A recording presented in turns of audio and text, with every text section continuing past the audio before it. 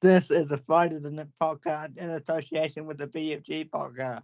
Today, with me and Jonathan and Denise, are here to talk about a couple of Phoenix women games that have happened recently: Newcastle United and Newcastle Jets, and Adelaide United. So, what did everyone think of the Newcastle game? Do we really have to talk about the Newcastle game? Like, seriously, we lost 3-2. I mean, it was a heartbreaker. They wanted to win this so much. It was very transitional. It was a little frenetic. It was It was end to end, non-stop. It's like literally the ball's at one end and then the ball's at the other end and the ball's back again. It's like, fuck. Yeah. Yeah, I mean, which is fun if you have legs to run all that time. If you don't have, the fitness or whatever, then it's hard, and it becomes hard and desperate, and you make mistakes, and I feel so bad for them. I don't know what to say. I'm watching this game. For me, the thing I really admired about it was Paige just had a baller. Yeah, she did. Yeah. If anyone could do end to end, it's Paige Satchel, right? And the nice thing though is she did control the ball on the flanks, right? She got to the end line and generally controlled the ball and put in some really nice crosses. There was one. It wasn't one of the goals with. Okay, so there was a Robertson goal, and then there's a Hassett goal, right? Yeah. And then for them, there was the unfortunate ball that came off Kate Taylor's leg as she tried to bat it away, which just caught Bree completely off guard. That was unfortunate. But there was also that absolute banger of a goal where the Newcastle player had no room to move and somehow managed to get the ball on this dynamic angle into the goal. It was just like if the football gods were smiling down, they were doing it for Newcastle because that angle on that goal was quite something. Yeah, that was Cass Davis to Lauren Allen, I think, and that was incredible. That was a really nice goal. Anything else? What's that? They are good players, Cass Allen, and yeah. They are. Yeah, but like the thing is, like you're right, like they are good players, but Newcastle Jets have the worst defensive record in the league for the season. They let through an average of 3 goals per game before we played them. The stars were there. We had our best team. That's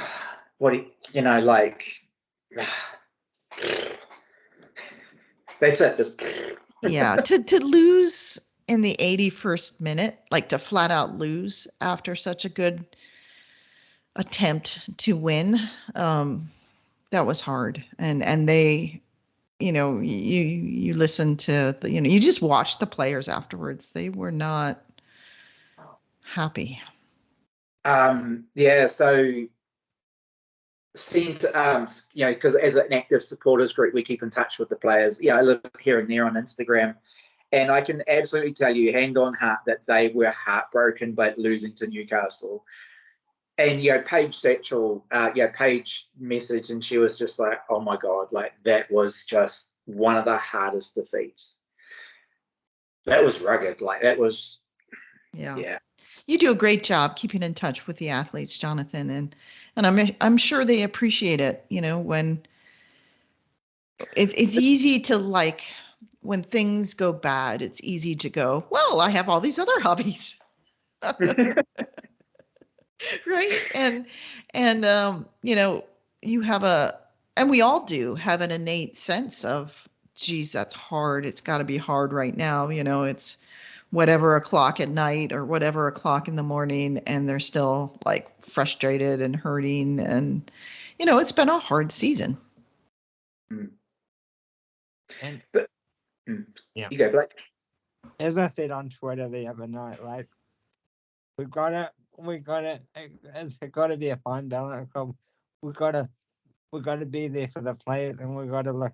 We gotta look after the mental health, and that as well, because having such a hard season can be so impactful on the mental health, as we've seen in the previous season with a couple of players. So recruitment as I said the other day, recruitment needs to be better, and so that we've got more depth, and so the players don't get drained basically. Because Let's come back to that in the Adelaide game. right. So Yep. what you're saying is right, Blake. But let's come back to that and touch on that in the Adelaide game. So let's finish the Newcastle game first, if that's okay. Sorry. What? I don't know. Big hug all around. I mean, what you're saying is right. It wasn't. When Coach Nat or when Callan or Cam took over and coached in the second game as the lead coach, he did make some of those changes, and we did see a positive effect. But before we move on to that game, I just like that, there were some standout players for Newcastle, and there's one player in particular who I watched last season, watched again this season, and that's Tessa Tamworth, I think it is, Tessa, who she played as captain for Newcastle on the weekend. It was her 50th game. She played for Newcastle last year, did well, went to Europe, and she was playing in Switzerland. Didn't work, so she came back to Newcastle, and she's made a difference to that Newcastle Jets team since her return. And the other thing is that we need to acknowledge Gary Van Egmond, who has made a significant difference to the Jets team, because they were not playing good before.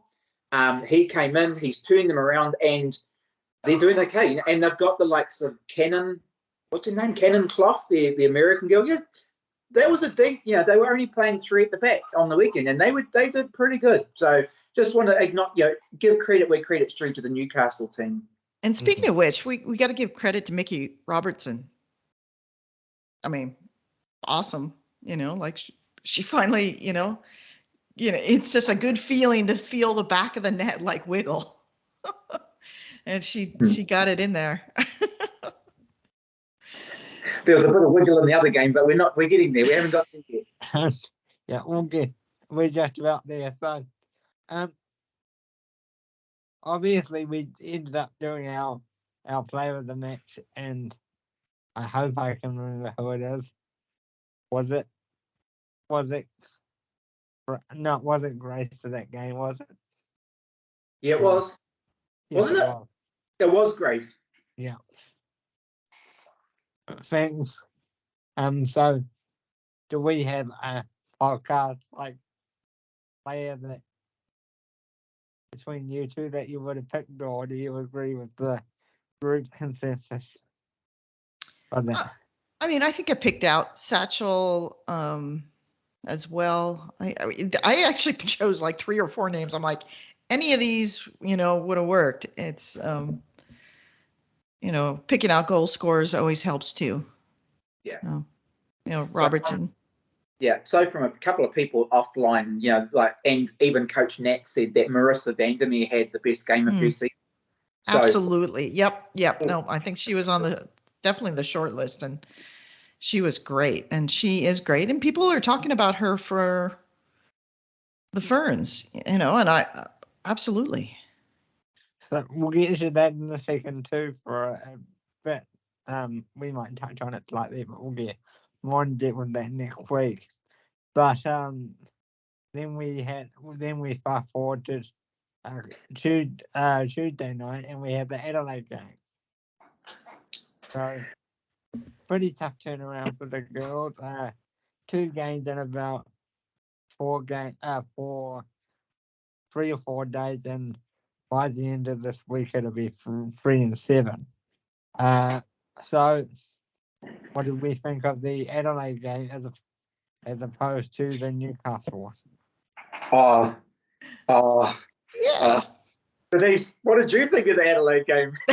We have a funny story about that. I row in the mornings, and I row at I get up at 5 a.m. and I'm like, oh, it starts at 9, and I really haven't been sleeping much. So the irony is that it's the one match where I was like, I'll just watch tomorrow. Life won't, everything will be fine. And I'm getting these texts like, wake up, wake up, sleep. Holly's like, sleep, that doesn't matter. Who cares about sleep? Anyway, so I had to watch it the next day, which was unfortunate because it was very, very exciting. It was like Wellington Phoenix after dark energy. I loved it. It's interesting you touch on that, because literally, like, when you're watching the game, it did get dark. Like, they played the first half and it was light, and in the second half it was dark. It's like, oh, it's a bit strange, but no, I wish there were more matches. Like, why do you have to play the match in the middle of the day in Australia in the summer? I mean, the night matches are fun. Like, the league is a little bit too oriented to families, right? They think, oh, I'm going to bring out it's all about the kids. Sometimes it should be about the big party at night with, and the kids are maybe there, maybe not. Like, there's different kind of energy you can bring out. And that game to me had some different energy. Okay, talking about bringing out the kids. This is a segue. Nice way. The kids. Millie Clegg, Charlotte Lancaster, Claudia Chico, Candy, George Candy, Mona Walker, Terere Moana Walker. All the kids came out to play, and boy, did they play. It was fantastic.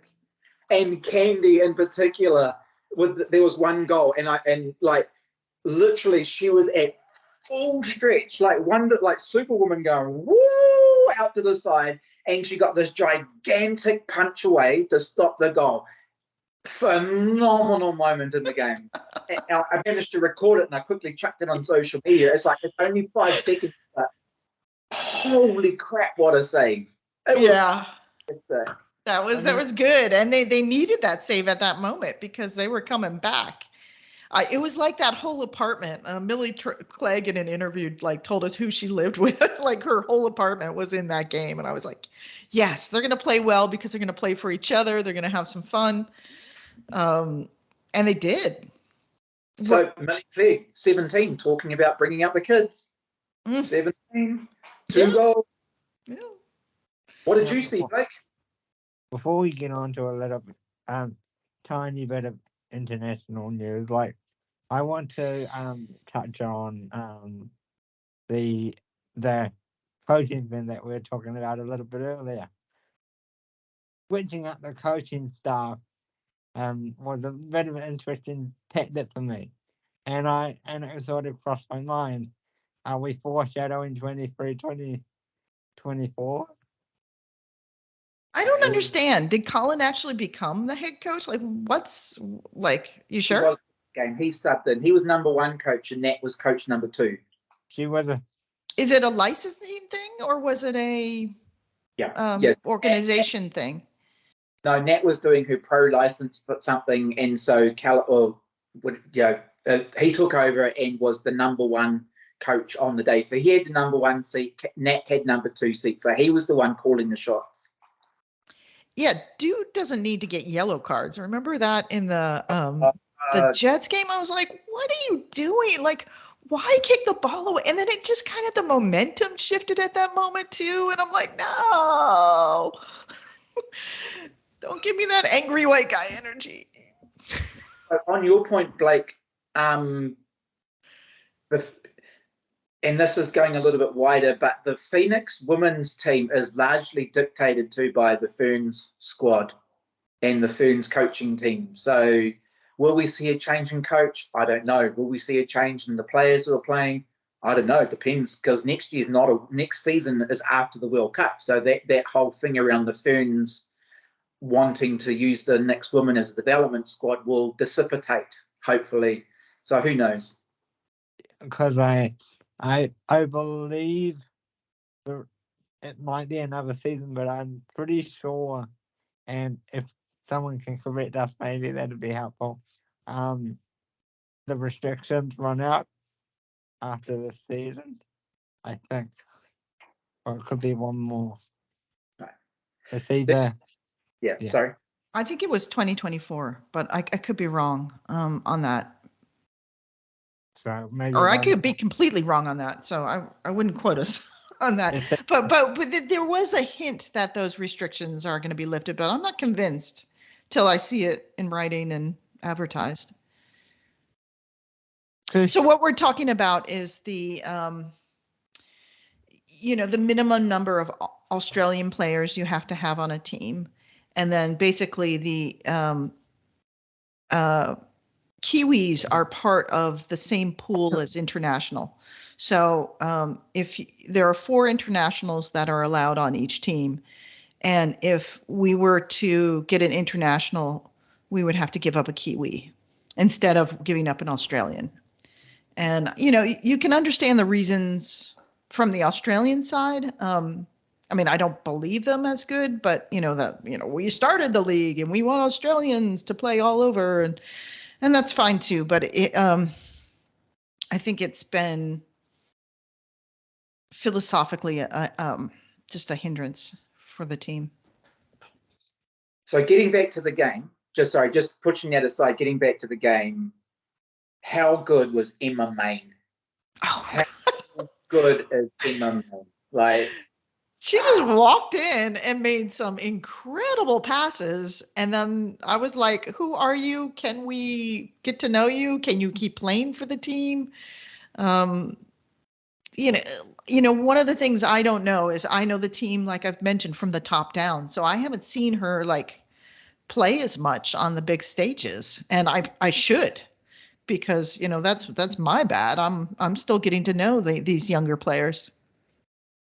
So she's a local where I live, and I've actually seen her play a few times, and she's actually a really good player.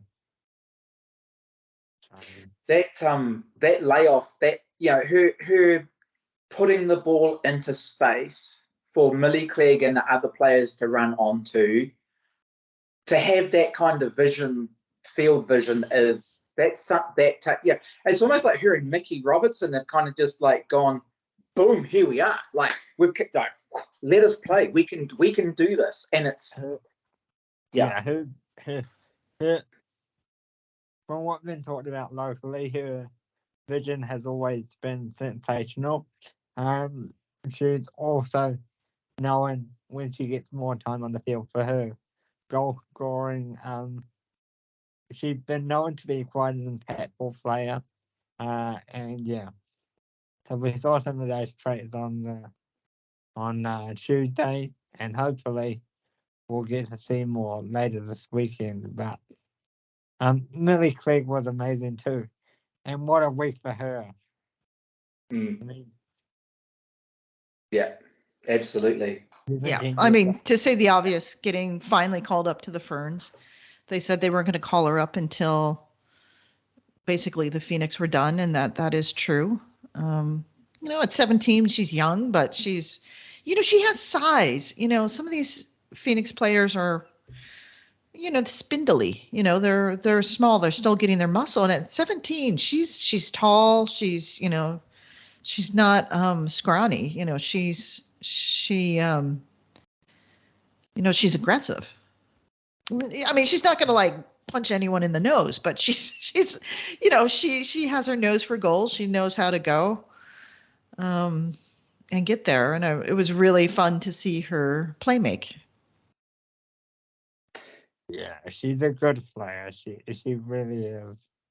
And So other players, speaking of the kids, back to letting the kids play.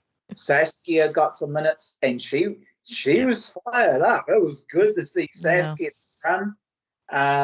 Zoe got another run, and Zoe again didn't like what happened a couple of weeks ago, was brought on as a winger rather than a wing back or a defensive player. And she's so good in that midfield, like just sitting out there on the wing and seeing her, like when the Knicks had a couple of corners, she's like 6'1", like, and she's really tall and has this presence about her, which is, it was like Zoe is very, very cool. And then, of course, Emma Main came on.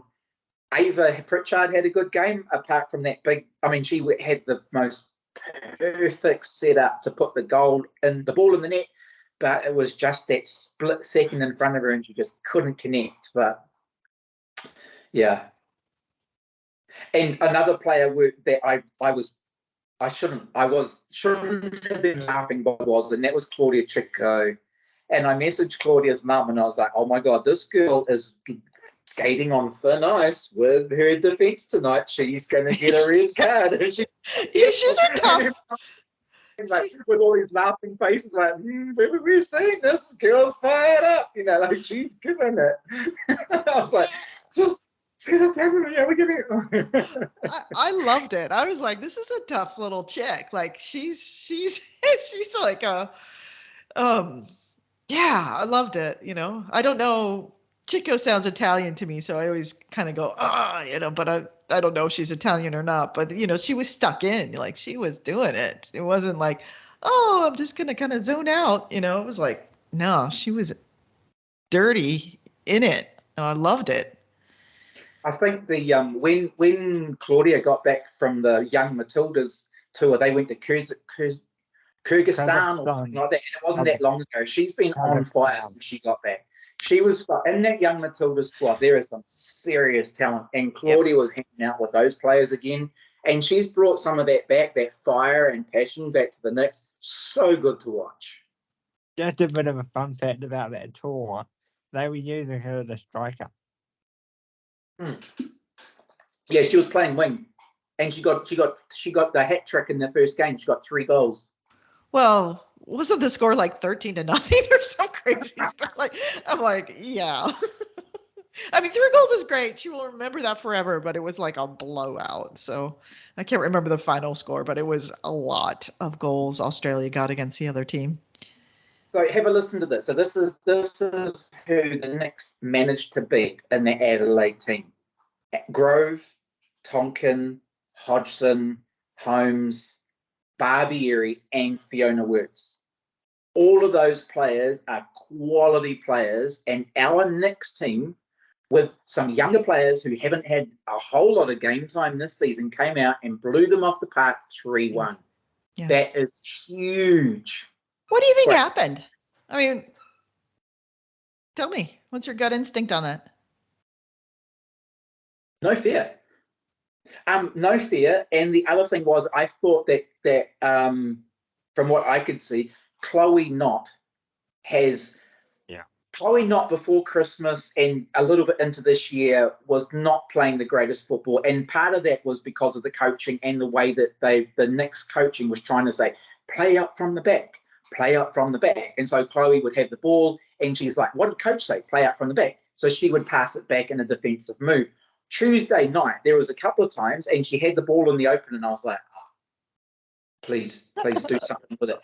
And you could see in her mind this little flash of play it back. And she went, no, stuff that. She overrode that thing and took the ball out into the open and was passing it to the flanks. And she's really playing in that attacking midfielder role with some creativity and some energy. And that's been a huge part of the revival of the Knicks this season, is Chloe Knott finding that, why she's there.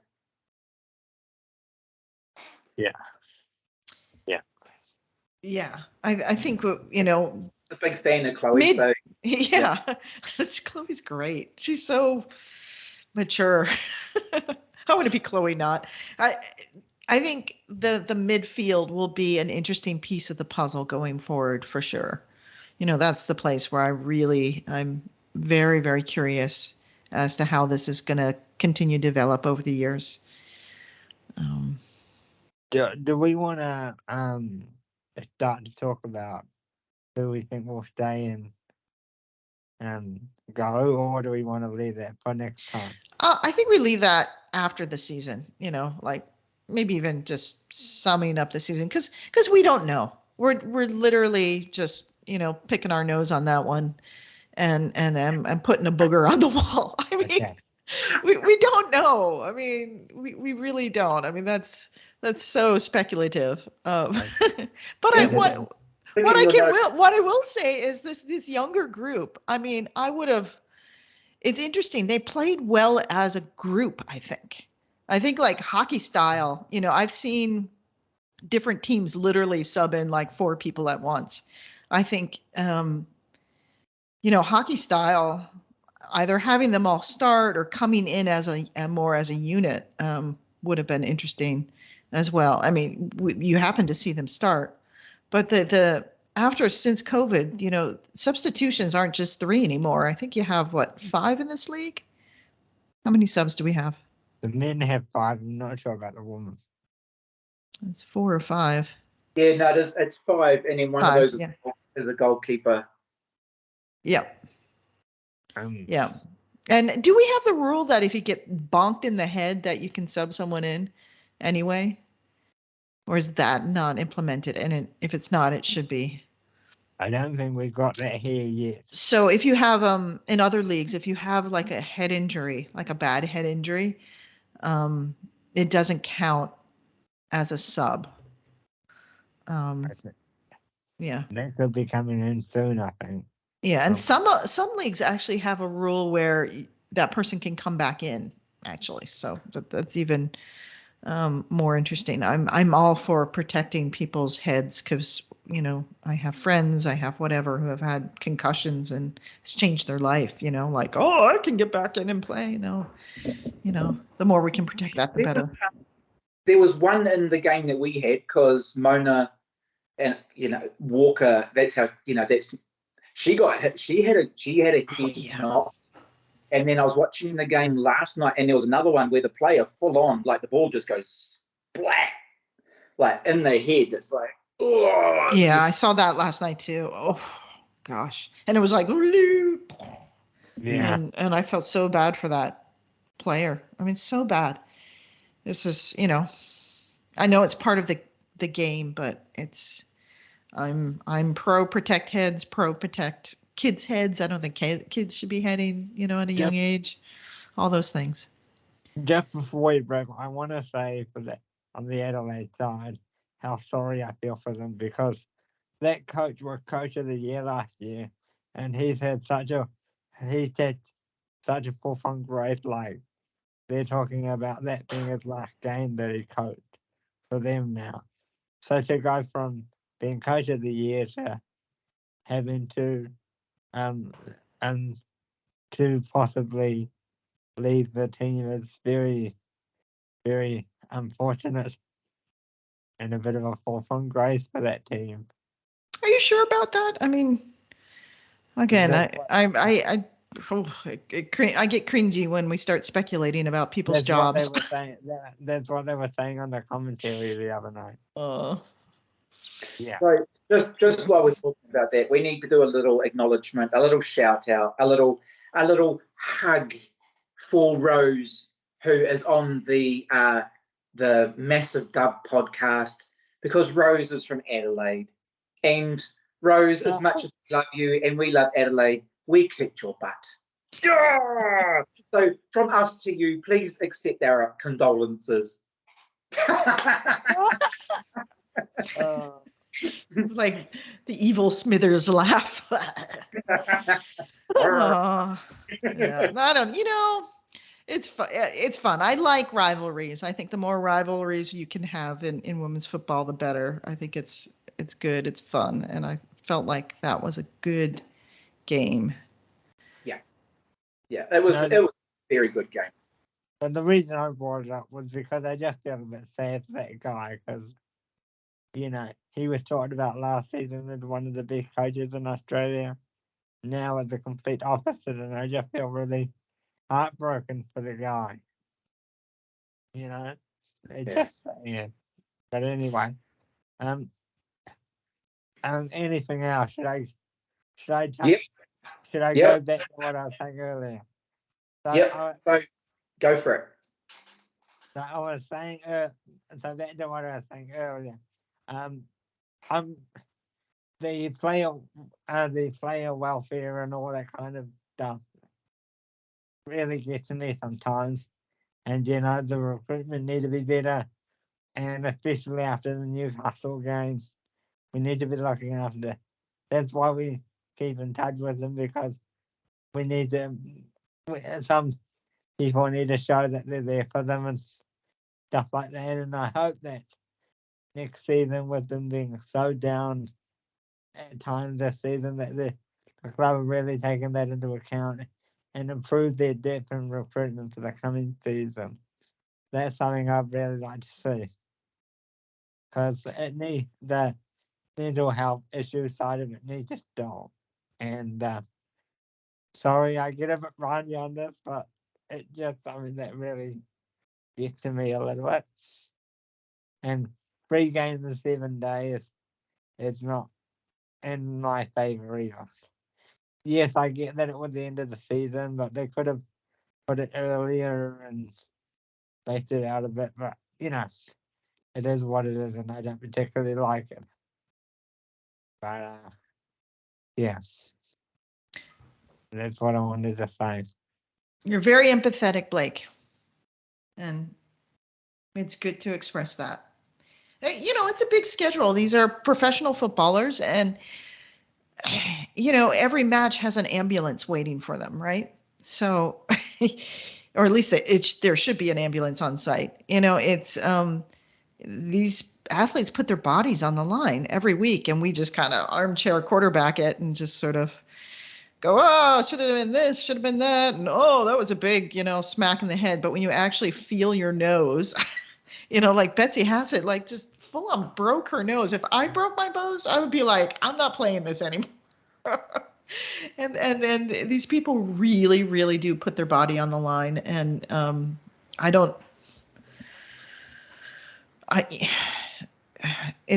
they're going to Europe after this, a bunch of them, and that's a big long flight. I hope they're flying first class. I hope they get their feet rubbed. I mean, they should have treatment sessions and everything. So, They don't just fly to Europe.